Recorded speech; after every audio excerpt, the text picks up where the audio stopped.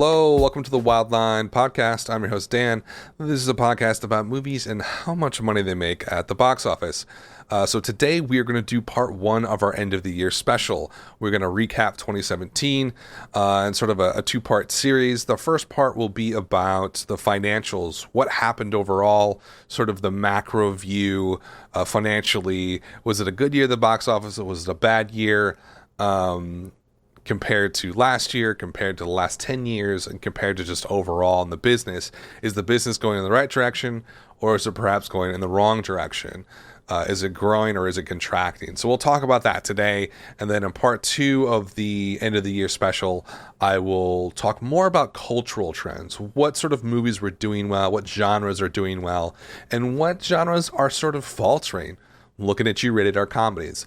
And we'll talk about that in part two of the series. But what we're going to do here for the part one is just walk through what happened very high level each month. Were we up or down from the year before? Perhaps talk a little bit about why, and then take a big step back and look at the year overall as compared to not only last year, but previous years, and maybe holistically to the business as a whole. Where is the exhibition movie theater business going? So let's just we're going to walk through month by month here. We're going to start in December and work our way back to January. So December 2017, we did $1.3 billion as compared to last year, we did just shy of 1.2 million. We gained $130 million from last year. It was a very strong December this year. It was anchored mostly by Star Wars: The Last Jedi. Right? If we didn't have Star Wars I guess it made about $517 million just in December alone. If we didn't have Star Wars: Last Jedi, we might have something similar to last year where we had Rogue One, which was a big movie, did well, but was not a mainline Star Wars movie and wasn't breaking $500 million in a single month. It just didn't happen. So that's a big reason why December was so big this year. We also had some overperformers like Jumanji. Coco did very well. Even sort of the mid-tier films ended up doing okay. Pitch Perfect. Ferdinand has done all right. But a lot of it is carried by the Star Wars Last Jedi performance overall. And I think that's a big reason why we were up in December. Turning over to November, a little recap of that. 2017, we did just over $1 billion. In 2016, we did about $960 million. We were at a surplus of about $50 million compared to last year. And the reason for that was probably Thor 3 doing so well. It did about $281 million this year at the box office. This November alone. And that kind of in the same way that Star Wars: The Last Jedi lifted everything up. It lifted up the lower performances of Justice League, the kind of middling performances of movies like A Bad Mom's Christmas and Daddy's Home 2, which did okay, but certainly didn't pop off like the originals of each one of those movies, of those series, I should say. And there are some smaller films that came out and did well, like Lady Bird. Wonder really overperformed this November. That movie has taken $122 million so far, 61% of it being in November.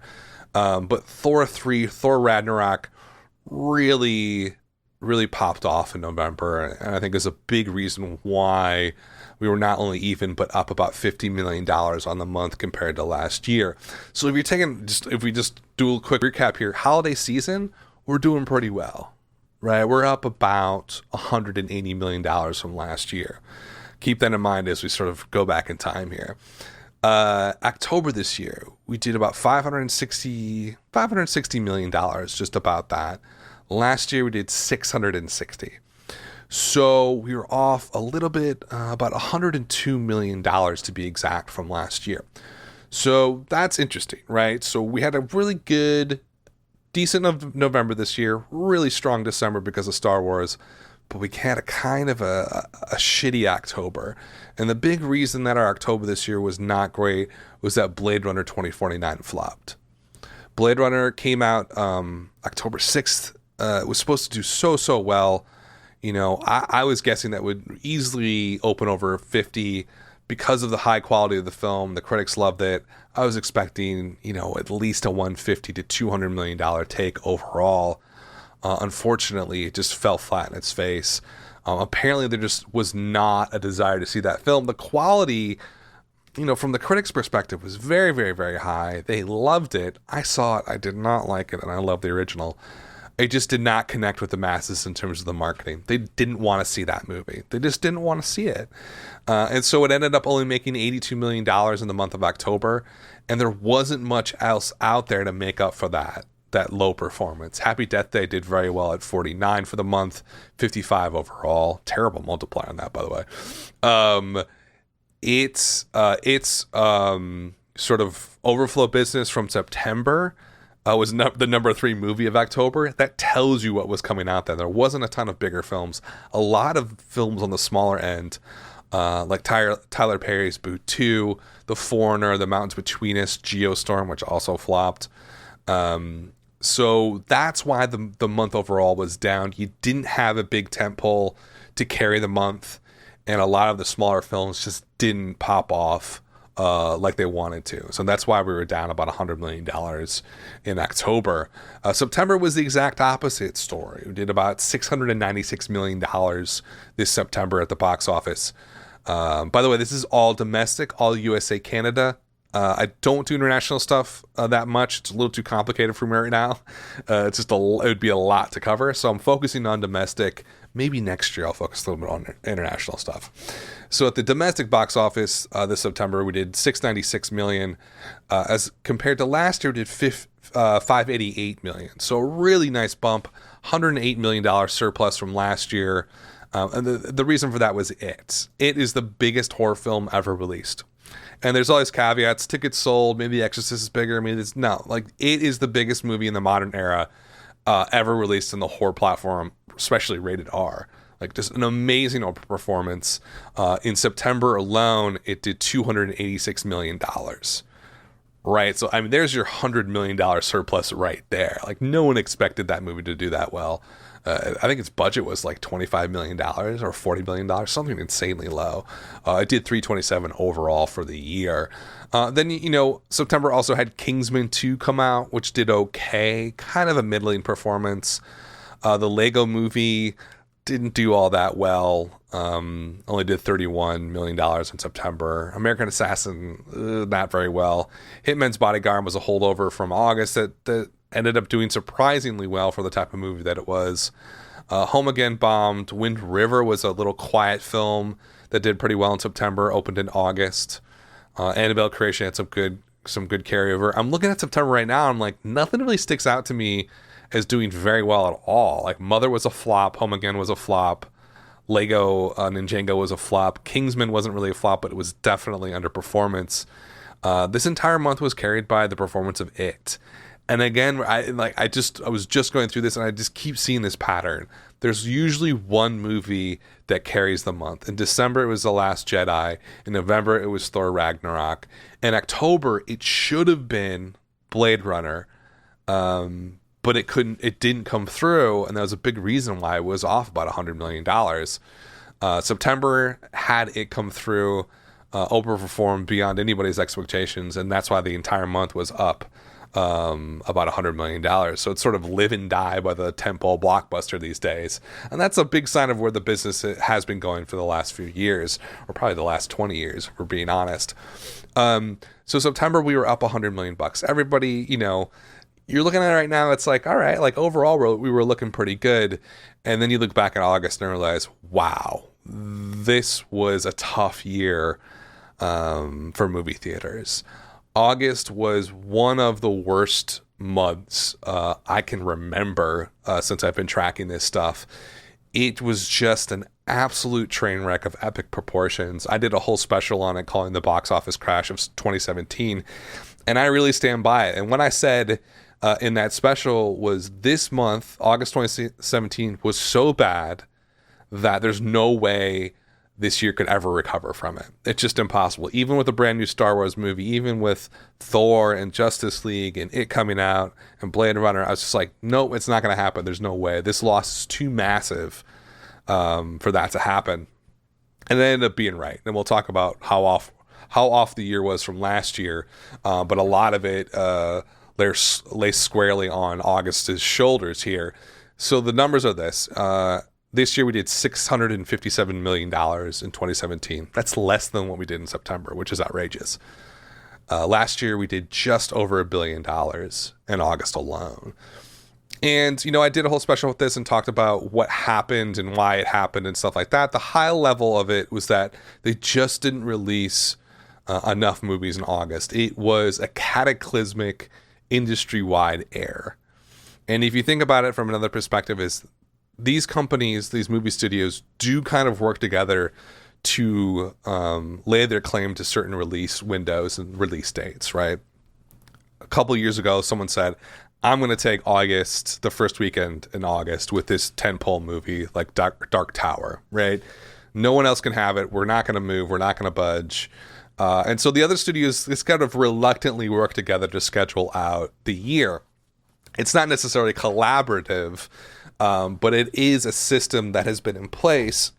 So they don't sort of cannibalize each other's business, right? They all want to make money at the end of the day. There's a lot of money to be made. They don't want their movie to lose out because it's opening too close to another movie. So that's why they sort of self-police their own release schedule. Well, they totally fucked up in August.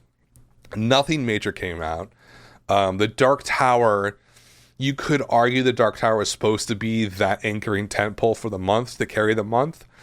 But that's really short-sighted and naive because it was a brand new film series. Sure, it was from a huge book by Stephen King, a huge book series, I should say. Millions upon millions of readers who love it. I just don't ever think that it could have carried this month. Like, even if Dark Tower performed to expectations, it only took in $50 million overall. I think they expected it to open at $50 million and sort of take home at least $150 overall. I'm assuming that's what the expectation was, maybe a little bit lower than that. Even if it made an extra $100 million and doubled its total take, that still would not have saved this August. It still would have been off $260 million. Dark Tower's complete floppage just accentuated and made the whole situation so much worse. If you look at the top 10 films in this August, you'll kind of see the pattern of what happened. The biggest film was Annabelle Creation, which is a sequel to a prequel of another movie. Now, granted, it's a horror film. It's part of the Conjuring universe, now they call it, which was an unintended universe that just sort of got built off the success of the Conjuring. But it's done very well. It ended at 102, did 81 million alone in August. That was the number one movie in August. But right there, you sort of get an inkling of August this year was just a total trash heap.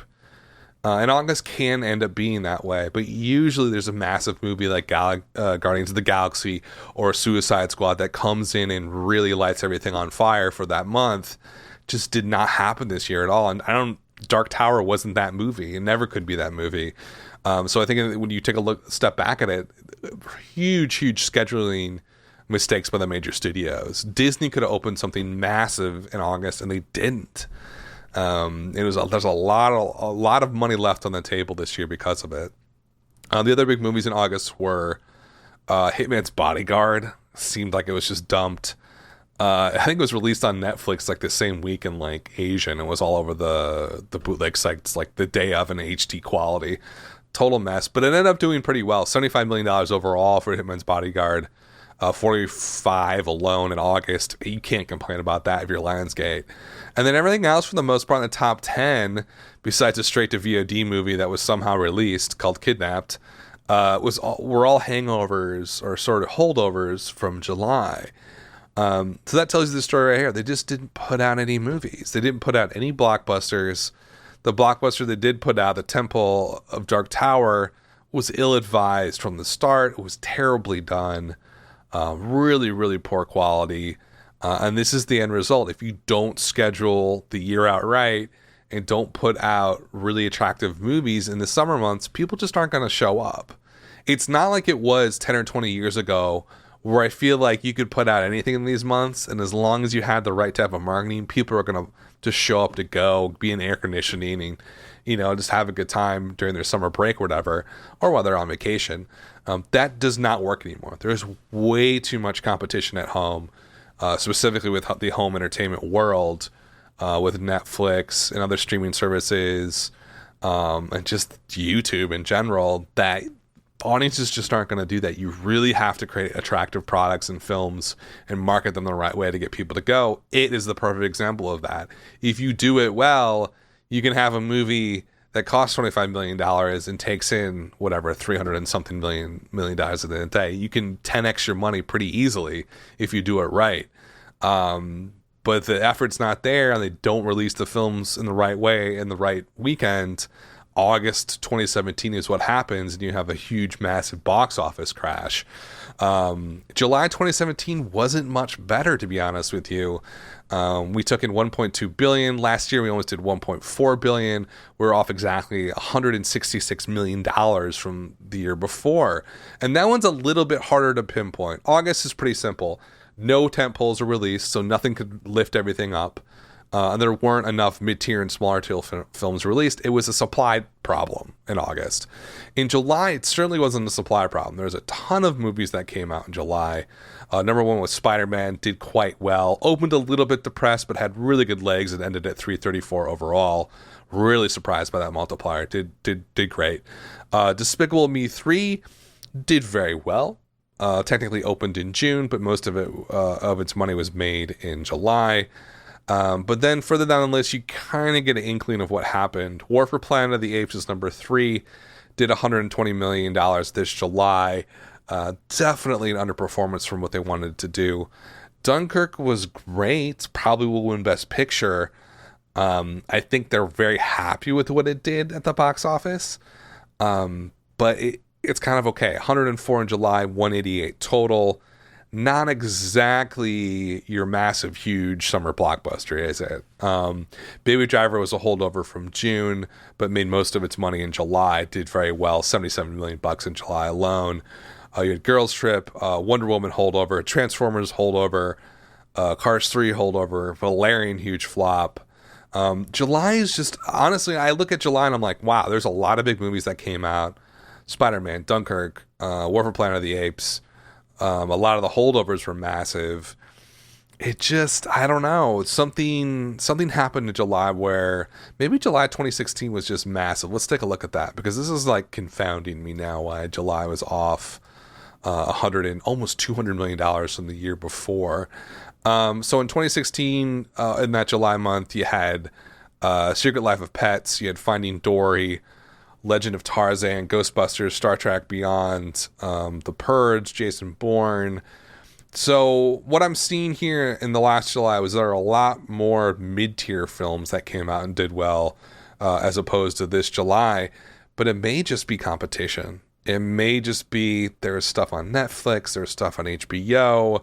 I didn't want to pay $20 to go see a movie. It could just be the contracting business happening, which is a possibility. But July was down $166 million from last year. June 2017 was kind of a break-even month. $1 billion, $57 million in 2017, and about $30 million more in 2016. So we lost about $30 million from the year before. This one is pretty easy to pinpoint what happened. It was kind of a really not so great month outside of Wonder Woman.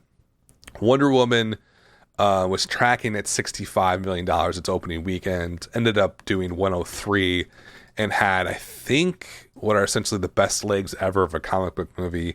Ended at 412 overall, just about a 4x multiplier. I think Warner Brothers kept it in the theater, so it hit 4x. But yeah, massive. Did 80% of its business in June. Really lifted everything up. The other big movies in June that should have done well, that perhaps didn't. The Mummy was a flop. Transformers was a flop.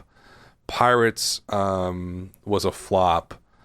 And that was kind of it for major films. Guardians 2 did about 10% of overflow business in June from May. Everything else did not do so great. Cars 3 did okay, kind of a middling performance. But again, like back to this pattern we've been talking about already, there's usually one film that lifts everything up and really makes the month do okay, in this case, kind of break even. That's Wonder Woman. And if you don't have that, like in August, or the one you'd have in place, like in October, Blade Runner doesn't pull through, you're talking major, major losses of money. It really is feast or famine these days at the box office. Like, if a movie pops off, it can really make the whole month for the entire business. And if it doesn't show up, you've got some major problems. So June was about break even, lost about 30 million total. May we lost 100 million, which I think was very, very surprising to me. When you look at, if you were looking at the release schedule back in January, you saw May, be like, oh, it's gonna be a huge month. Massive, massive films coming out. There's no way this month is not going to pop off. But compared to last year, lost $100 million. Why did that happen? Guardians 2 did fantastic, grossed 344 for just in May alone, ended up at 389 total.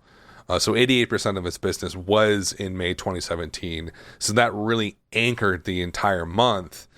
And based on that, you'd be like, oh man, like the rest of the films just have to perform adequately, and it's going to be a good bump from the year before. But that's not what happened. Pirates of the Caribbean didn't flop, but had a major underperformance. Maybe it is a flop. I mean, it had like a $300 million budget.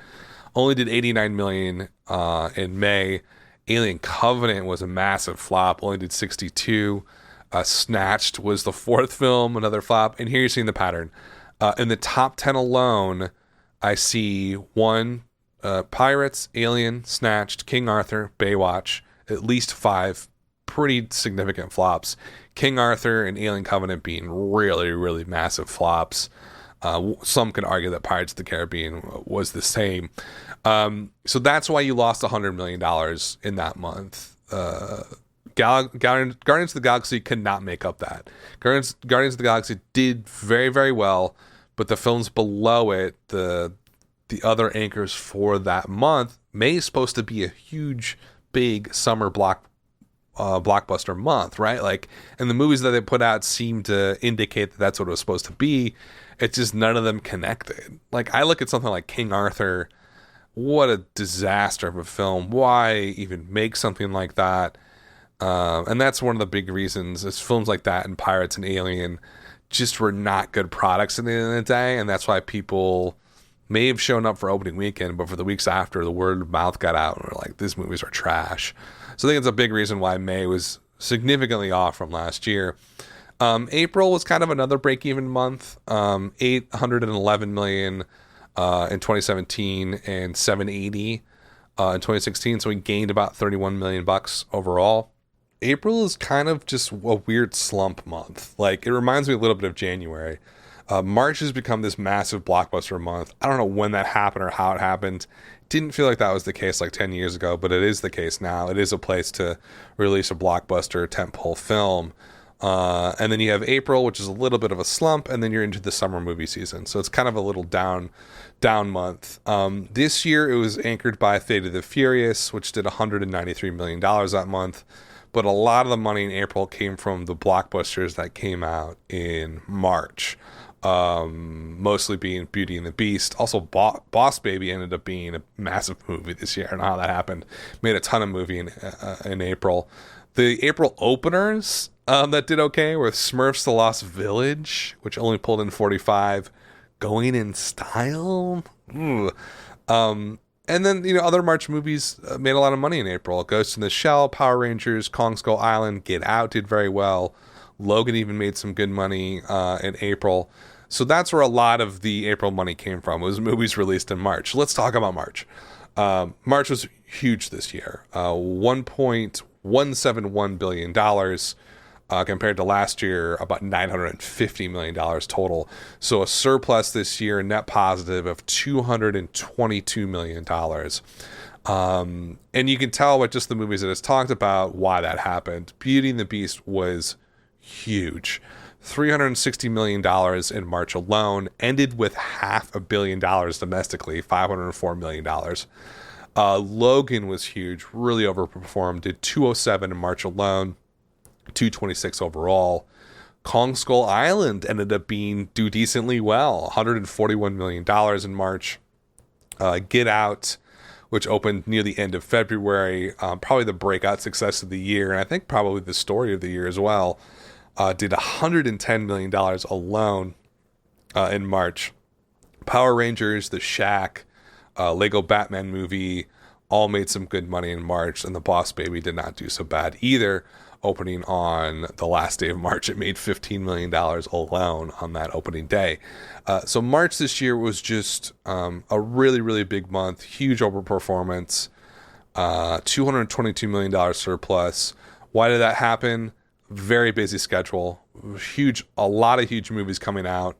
Beauty and the Beast, Logan, or Kong Skull Island could have carried all of August if it was moved to that date, but they jammed them all in here with Power Rangers, Life, which underperformed, but should have been another big movie. And it was one of those months where they just sort of like threw every big movie out there and see what was going to stick. And a lot of them stick, but mostly Beauty and the Beast sort of carried the month and was the tentpole of the month. Is a big reason why there was such a massive uptick from the year before. February this year was kind of break even, about a $16 million loss, $782 this year, $799 last year. Nothing too exciting happened this year in February. Lego Batman did okay. 50 Shades Darker kind of did adequately, did 105. John Wick 2 did great. A couple holdovers like Split and Hidden Figures did some good money in February. There wasn't really a tent pole in February to sort of lift everything up like other months. Lego Batman movie is the closest thing you're going to get. And it had an okay performance, nothing too massive or not a big breakout. Pretty quiet month overall. And then in January, you had a ton of holiday traffic overflow. Rogue One was the number one movie in January. It pulled in $112 million in that month alone from its $532 million total.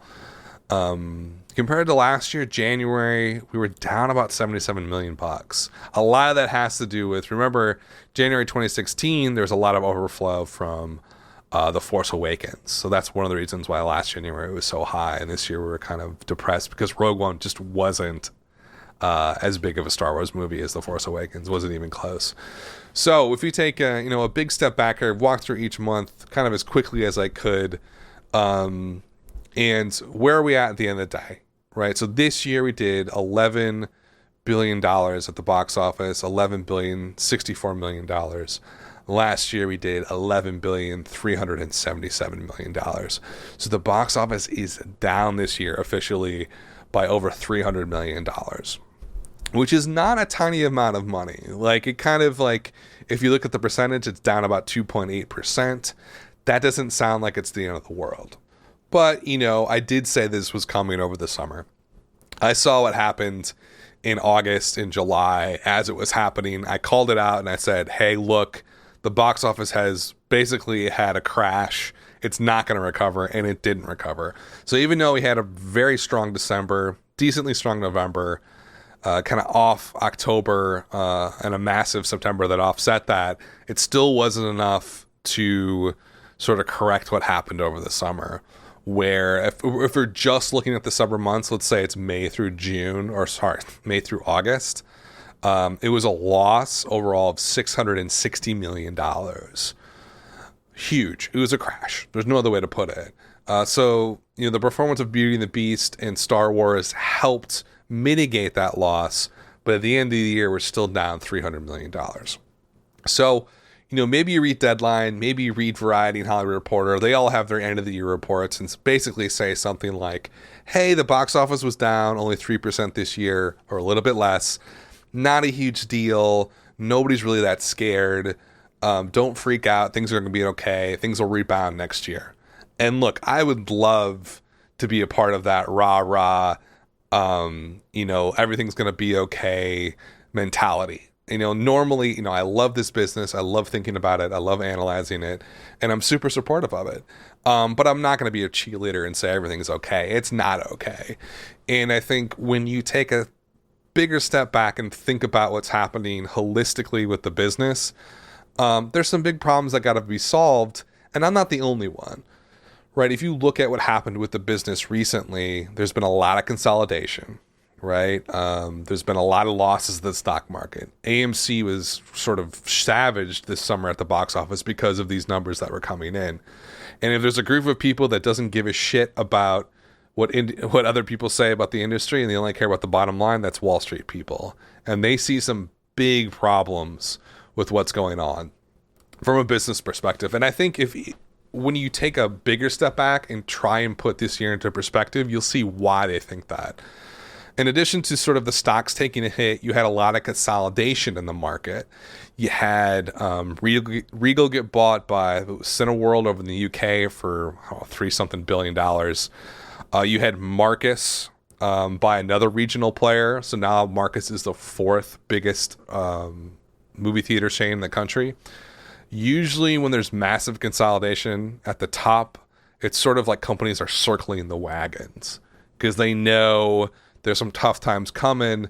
They got to snatch up their competition and sort of create this protective barrier for the storm that's coming, essentially. And I don't mean to sound over dramatic or anything like that, but they pay close attention to the macro trends of what's happening, and they realize their business is changing. So what's happening on a bigger scale? Now, when you look year to year, movies are so cyclical that sometimes looking year to year doesn't tell you a good enough story. It doesn't really put things into enough context. So if you look at just money-wise, what the industry was doing, say, 10 years ago, let's look at 2010. In 2010, the movie industry, the box office did about $10.5 billion. So we're about $500 million more than that this year, almost exactly to be precise. That sounds pretty good. So over 7 years, it's gone up about $500 million, $500 million. But you have to consider things like inflation. So with that 2010 number at 10.6 billion, with inflation, that equals about $12 billion in today's money. So we're about $1 billion off of that, about 8 to 9%. So there is another way to look at this. There is some significant contraction happening to the movie theater business that you're not, honestly, I read all these articles on forums and Deadline. They're not telling this story, right? And this is a story that I am interested in looking at and telling because I think it's a little bit more honest with what's happening with the industry as a whole.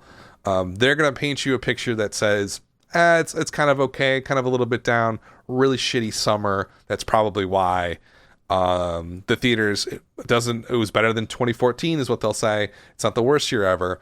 That is misleading for a lot of reasons. Now, I talked a little bit about inflation. If you look at actual inflation, we're off about $1 billion of where we should be. If you look at sort of average 3% inflation, there's about a 3% inflation rate every year. That's the average over the last 100 years. If you look at that, we're off even more. We're off about $2 billion from where we should be. We should be at almost $13 billion. And so we're basically off about 15% from 2010. And that's just money going up 3% every single year. So from the inflation perspective, doesn't look so great right now. Off definitely more significantly than what they're suggesting in a lot of the publications, right? And certainly what the industry is saying. The industry is going to self-promote and say everything's okay. Like, they're not going to say there's some big problems going on. That's just not in their nature. It doesn't work from a PR perspective. It doesn't help them at all, right? It doesn't help them to be honest. It helps them to kind of fudge things and lie a bit to make it seem like it's a much better than it is. So when you're looking at inflation, things don't look good, right? I think even more interesting is to look at the number of tickets sold. Because you basically have, when you're looking at the overall box office revenue, you have two inputs. Right? You have number of tickets sold and the price per ticket. Price per ticket has been going up a lot over the last 20 years. One of the reasons why a lot of people are kind of hesitant to go to the movies. Tickets are just so expensive. The average ticket these days is $8.93. I don't know the last time I paid that. I usually pay about 10, 12, 11 bucks, and I'm not in a sort of tier A city. In New York, I was paying at least 15 to 20. Los Angeles is definitely the same. But the average overall, says the MPAA, is $8.90. I'm sure it'll be over $9 next year. But when you're looking at comparing years, different box office years to each other, you can always look at the actual revenue, which is fine. It's better to look at the actual revenue with inflation because it's much more honest. And even doing that now, it's like, wow, like this year was not good at all. And when you incorporate that inflation, it could be off $1 billion. It could be off $2 billion or something like that.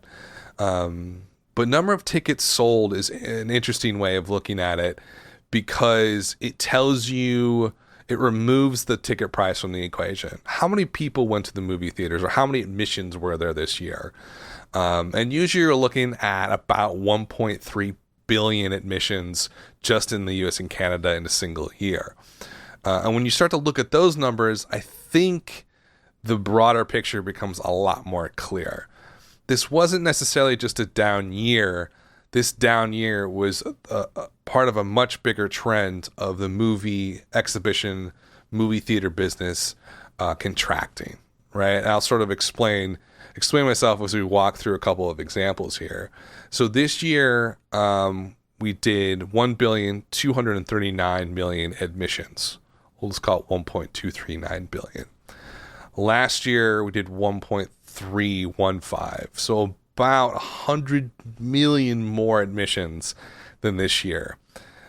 Now, like, we're throwing around a lot of big numbers, but just sit there for a second and think about that.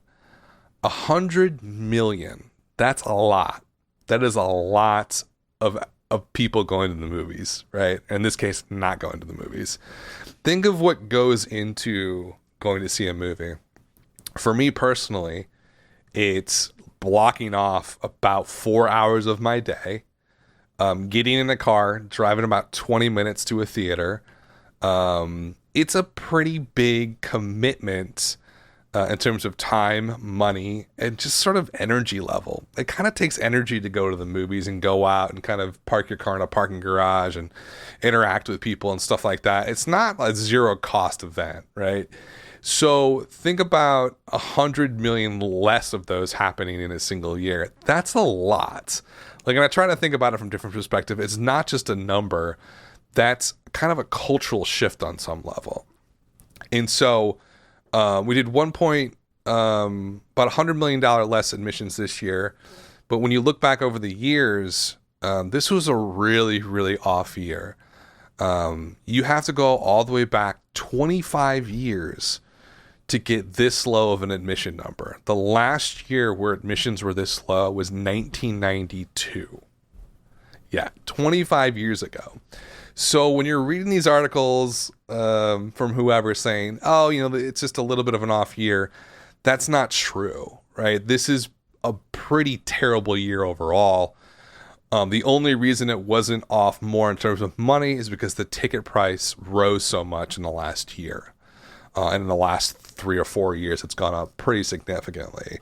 So if you want to expand on that a little bit, like, you know, what would revenue look like if we had the number of people who went to the movies in 2010, which was about 1,339,000,000 admissions? If we multiply that times the ticket price today, we should be at just shy of $12 billion. So we're off about 8% from that amount of revenue. If we go back to the peak, the real peak of the modern movie-going era, which was 2002, and this is domestically, obviously globally the market is growing a lot more than this. In 2002, which is sort of the banner year for movies in this country, about 1.575 billion people went to the movie theater. So we're over 300 million less admissions than we had in 2002, which kind of seems like, how is that possible? If we had that amount of people, that amount of admissions go this year, we'd be at almost $14.1 billion. So we're off 21% from that 2002 banner year. And if we go all the way back to 1992, and we look at those admissions, we'd actually be up, right? We'd be up about 5% from that number of people who went. So the business is strange, right? in the 90s all the way through the early 2000s, it was a growth industry, right? If we had the same amount of people going now as you did have 25 years ago, the business would be smaller, right? That's the bottom line. So the business did grow. The problem is that it peaked in 2002 with that 1.5 billion admissions, which had a similar number in 2003 as well. And now we're down to about 1.24 billion. That is a huge, huge difference. And something that they don't talk about that much in the industry, right? They're trying, I don't know if they're trying to sugarcoat things or they just don't look at it this way. But if you look at this year, 2017, just compared to last year, it's a little bit off, right? But if you look at it to 2010, based just even on inflation, it's really off, at least 8%. You could even argue up to 14, 15%. And then when you look at it for when the business was doing so well in the early 2000s, it's off 21%. So I think when you look at the box office this year, you can say, hey, it wasn't the worst year ever, but it's another down year in a contracting business, is kind of the thesis statement of this first part of my end of the year special. The business is not doing well, and it's going through a tough period. And I think a lot of the people in the industry think, oh, it's just another cable TV. It's just another DVD. It's just another VHS period where things kind of get rough and the business has to change. And I think that they're right with that. I think they're right with that sort of maybe optimistic, positive viewpoint that the industry is always going to be here. I think movie theaters aren't going to go away anytime soon. I would totally agree with that. But I think they're being a little too Pollyannish with it. Like, this wasn't just an off year. This was kind of another slip down the cliff from the height of the business in 2002. It doesn't look like it's going to recover anytime soon. When was the last time we did 1.5 billion in tickets? It looks like it was 2004. So everything 2002, 2003, 2004 were really just the best years the movie business have had in my lifetime, last 35 years. Everything has sort of it's been a slow descent, has not been rapid. It's not like a total crash, but it's been a slow descent from that peak to less and less people going. And movie theaters are combating that, right? I just went to go see Star Wars at the Marcus Majestic. I grew up in Marcus Theater, so I grew up in Wisconsin.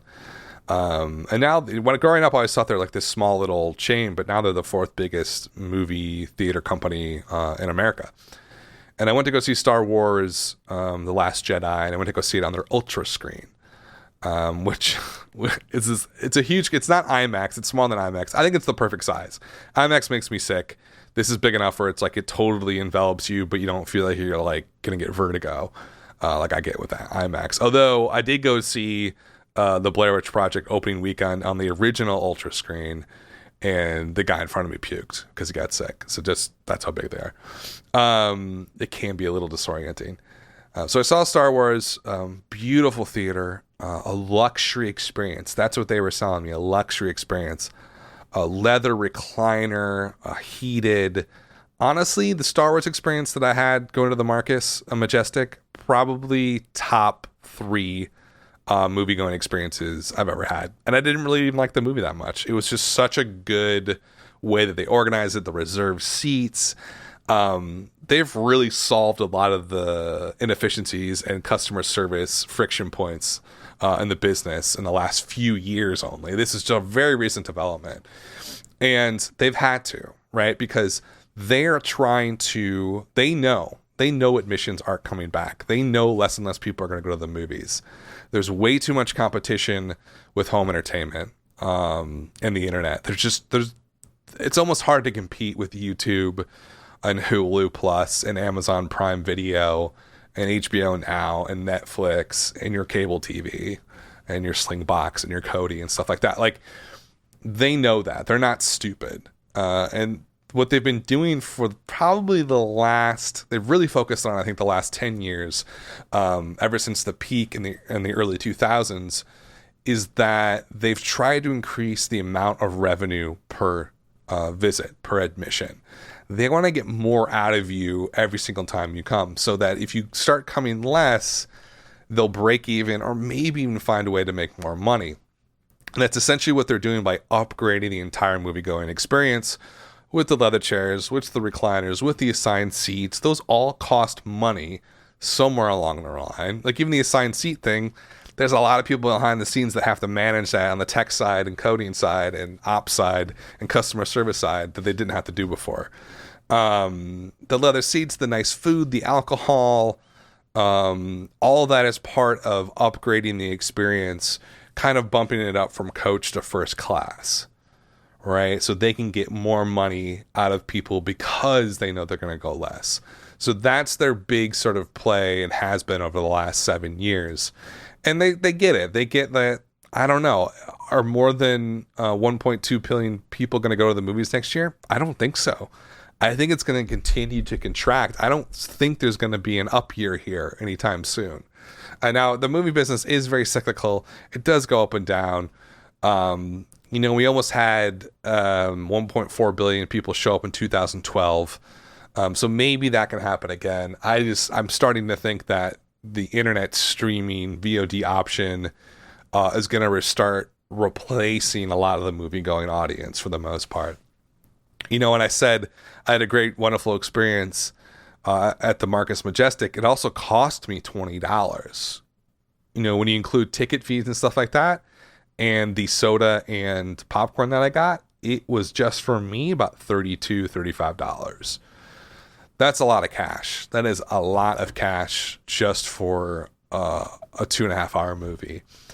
But I'm willing to pay it because I love the experience. And I think the movie going experience is unique enough and offers a unique enough value that it's never going to fully go away. But I do think the business is going to continue to contract until it hits sort of a set point, right? I don't know what that set point is. Like it could be just 1 billion people going a year, 1 billion missions a year.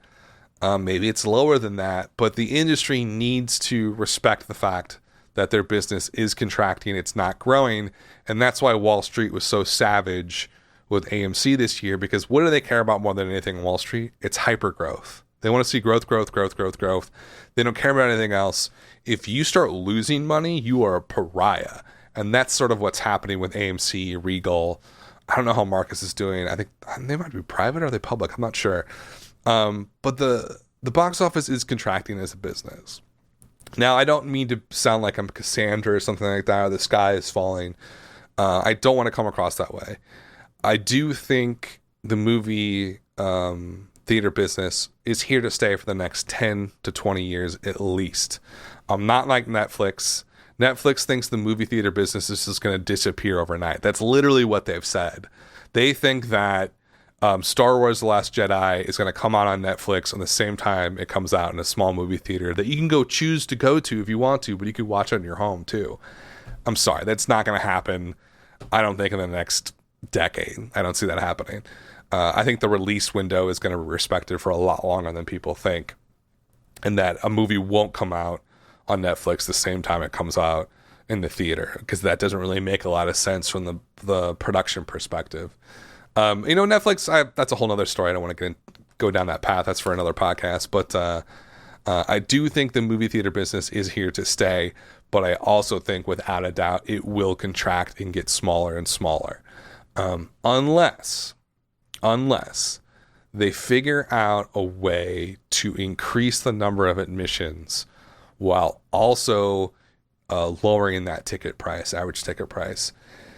And so that's what's going to be really hard for the business, because they've become obsessed with increasing the amount of revenue they can get out of somebody per visit. But that's having a sort of tailspin feedback loop with the number of admissions. The more they get out of people per admission, the less people want to go. So it becomes this sort of nosedive tailspin that they're getting themselves in, that they should pull themselves out of, or find a way to pull themselves out of. Because if they don't, and this is sort of my sort of business philosophy on this, if AMC, Regal, and Marcus and Cinemark don't figure this out soon, somebody else will. And they will come in and take over the business and do it better than they are. And I think the key is kind of to end on maybe a more positive note here. It is a down year. It is part of a bigger, broader contraction of the business that I don't think is going to change anytime soon. But I think there is a silver lining in all of this, and that was the launch of MoviePass this year. Obviously, MoviePass has been around for a few years, but this year they dropped their price to $10 a month, and even less if you buy for the full year. And I sound like I work for MoviePass. I do not. I do use MoviePass, but I'm not sponsored by them or anything like that. I think they offer a solution to this tailspin that the business is sort of finding itself in. Because the reality is, if you keep on increasing that ticket price year over year, more than inflation, it keeps on becoming a higher percentage of people's weekly wage. You're going to find admissions to start plummeting, and it's going to go way below $1 billion. It may even go to like 800 million and on down. At that point, I feel like there's going to be a solution in place that will get people in the movie theaters for less amount of money per visit.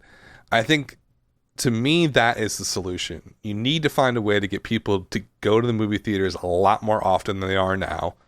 And we know that that's possible, but you can't charge them more. And I think from the movie theater's perspective, it's like, it's all about exclusivity. We're selling you this amazing seat to see it on this amazing screen with this amazing sound. You can't get it anywhere else. It's this unique experience. The problem with that is then you have event-based pricing, which is how movies work now. I paid $35 to experience Star Wars in the way that I wanted to.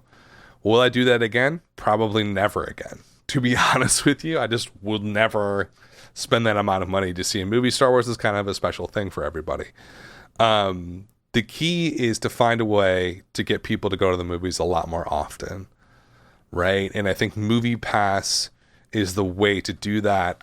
MoviePass maybe in and of itself may not last long, just because they're not making any money right now. The business model does not work out. If I see a movie more than once a month, they're losing a lot of cash, and a lot of people are. I think some sort of subscription model will help solve the dropping admissions problem. And ticket prices may end up on average starting to go down a bit, and maybe they should, because if you can find a way to increase admissions up to like 1.6, 1.8 billion admissions a year, you can drop the ticket price down pretty significantly. And I think the issue with the movie theaters right now is they're just obsessed with that one philosophy. Oh no, admissions are going down. I have to find a way to get more money from people when they come. And I think that is the programmed philosophy they have right now. What I think they probably should be doing is like, wait a second, is there a way to get people to come to the movie theaters more than they are now? Is there a way to stop this pretty significant drop off in people going to the movie theaters? And I think MoviePass is a way to start doing that, or at least some sort of subscription model could be a way to get people to just start coming more, start being more comfortable coming to the theater once a month, maybe twice a month. And if you get even a small percentage of people to do that, admissions will spike. They will really go up. And so I hope the industry finds a way to do that. I love going to the movie theater. I love the whole experience. I just wish I didn't feel like I had to use half my paycheck to go do it. In any event, that's sort of the recap for the year. I'll be back. I'm not sure when I'm going to do the other special, probably in about a week or so. And I'll talk about sort of what happened culturally in the movies, maybe a little artistically, genre-wise, what did well, what didn't do well, and what does that sort of mean for the future. I'll cover stuff like the comic book genre, the horror genre. I'll talk a lot about rated R comedies, and just sort of what happened at the box office outside of just the pure numbers. In any event, guys, thank you so much for listening. If you are not subscribed, subscribe on YouTube. I'm on SoundCloud. I'm on everywhere you could possibly find a podcast. So do subscribe if you can. Thanks for listening. This has been the Wildline Podcast.